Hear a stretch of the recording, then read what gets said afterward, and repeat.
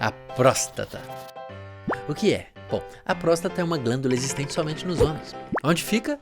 Ela está localizada entre a bexiga e o intestino grosso, bem aqui, ó, na região conhecida como períneo. Períneo. Para que ela serve? A principal função da próstata é produzir e armazenar o líquido seminal, que serve para conduzir os espermatozoides produzidos nos testículos em sua jornada rumo ao óvulo. Claro, durante o ato sexual. Ok, e como é que ela é?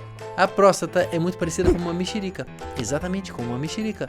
Ela é dividida em 3 partes. Os gomos, que é a glândula central, a casca, que é a cápsula prostática, e o canal, que é a uretra. Bom, vamos lá! Os gomos e as doenças mais comuns. Eu te pergunto, tamanho é documento? A próstata cresce ao longo da vida de um homem, começando na puberdade. No entanto, existem pessoas que nascem com a próstata maior do que as outras. Pense numa orelha. Numa orelha. Você vai ficando velho e a dita cuja provavelmente aumenta de tamanho. Ainda assim, isso não exclui a possibilidade de uma criança já nascer com a orelha grande. Acontece.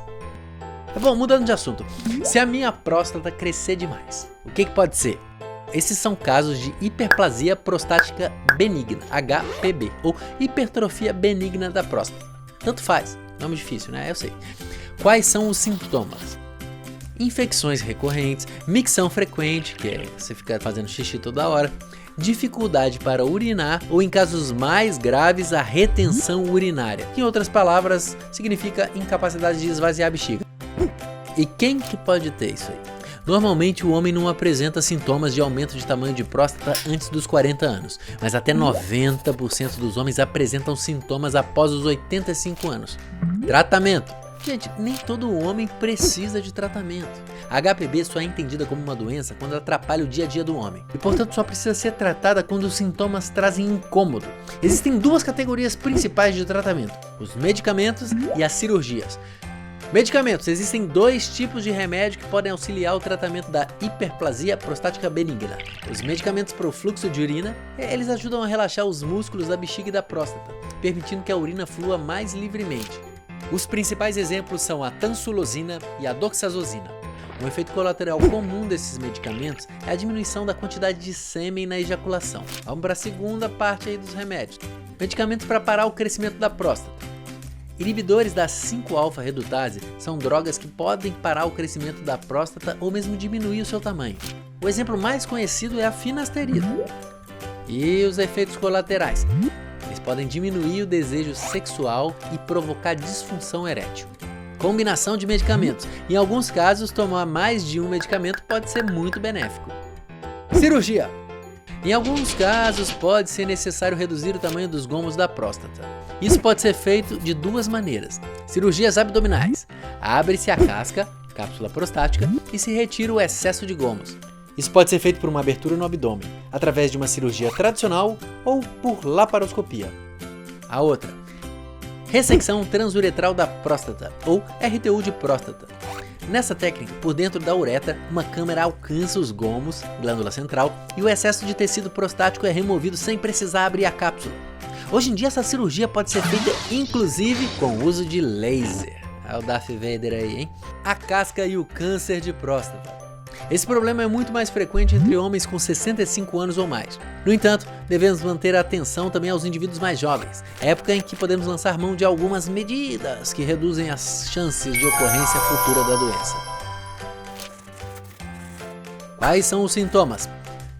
O câncer de próstata é uma doença que acomete a casca. Sendo assim, na maioria dos casos não tem sintoma aparente nenhum, até que a doença esteja em um estágio avançado, onde o tumor é tão grande a ponto de pressionar a uretra.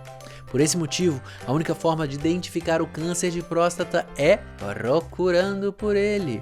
Isso mesmo, meu caro Watson, através do rastreamento. Primeiro, PSA, um exame de sangue comum que avalia a proteína PSA. Quando o valor dessa proteína está aumentado, pode ser um indício de alguma anormalidade. 2. Exame de toque. O médico pode avaliar o tamanho da próstata através do toque retal.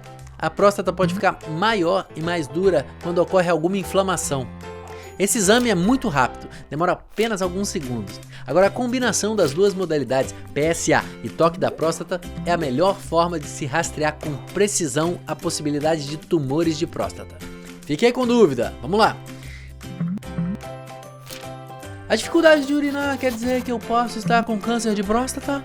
Não, normalmente não. Esse tipo de sintoma está muito mais relacionado com o aumento da próstata do que com a existência de tumores. A maioria dos tumores de próstata não gera sintoma algum. A partir de qual idade devo iniciar os exames preventivos? Todo homem deve iniciar o rastreamento aos 50 anos.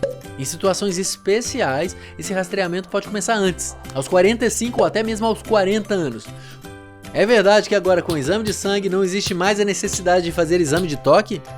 O exame de sangue já ajuda muito, mas sozinho ele pode ser insuficiente. A forma mais precisa e certeira de se rastrear tumores da próstata é através da combinação entre PSA e toque. Pô, se ficou interessado, quer saber mais, entre nesse site que está aparecendo aí, que lá tem um texto que fala, ó, tintim por tintim.